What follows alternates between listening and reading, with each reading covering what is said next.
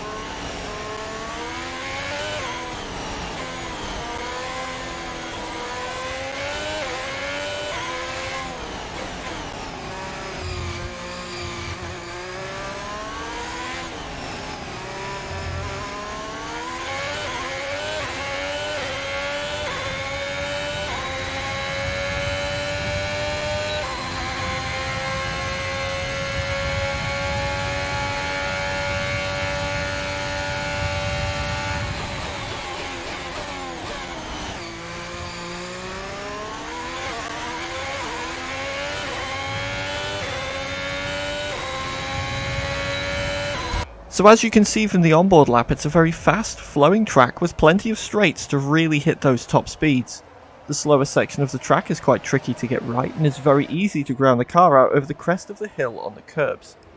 My lap wasn't spectacular as you may have seen, so I'm excited to see how the professionals get on with it this weekend.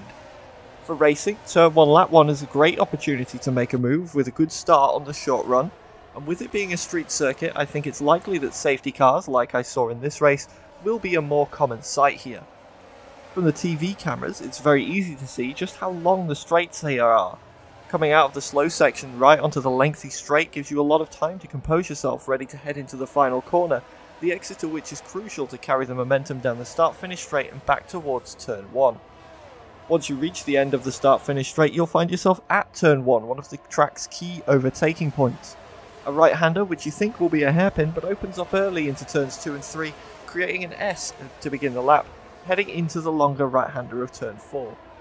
A short straight later in turn 5 arrives, quickly followed by 6, 7 and 8. Another S section, this sequence of corners somewhat reminiscent of the Maggots-Beckett's complex at Silverstone, sees you enter at high speed, slowly scrubbing off that speed at each apex until you arrive at turn 8, where you drop a few more gears, and then hard on the power onto the straight that isn't quite straight.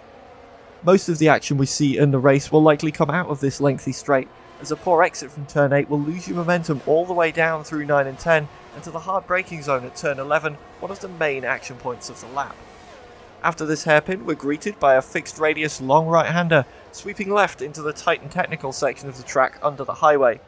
This section has a very Monaco feel to it, with walls coming ever closer through the chicane at turn 14, the crest of the hill making it very easy to bottom out the car, which could lead to a loss of momentum coming through this section and onto the second long straight of the lap towards the final sequence of corners.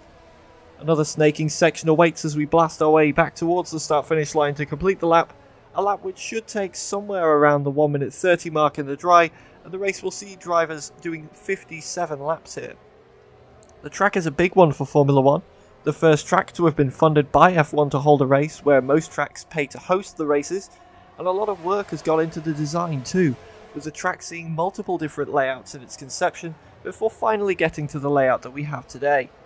I think the race here should be an interesting one, while not the most action-packed, and given the long nature of the straights, I'm expecting to see teams really working to try removing as much of the porpoising as they can going into the weekend to try and keep as much of the top speed intact. As for the game, that is all I can show you for today. I've really enjoyed driving this circuit, and I cannot wait to get my hands on the full game to keep driving it when it launches on July the 1st. Once again, a huge thank you to EA for providing the preview code for today's video, and if you've enjoyed this preview, make sure to hit the like button and subscribe so you don't miss out on more F1 content. Thanks for watching, and remember, drive safe.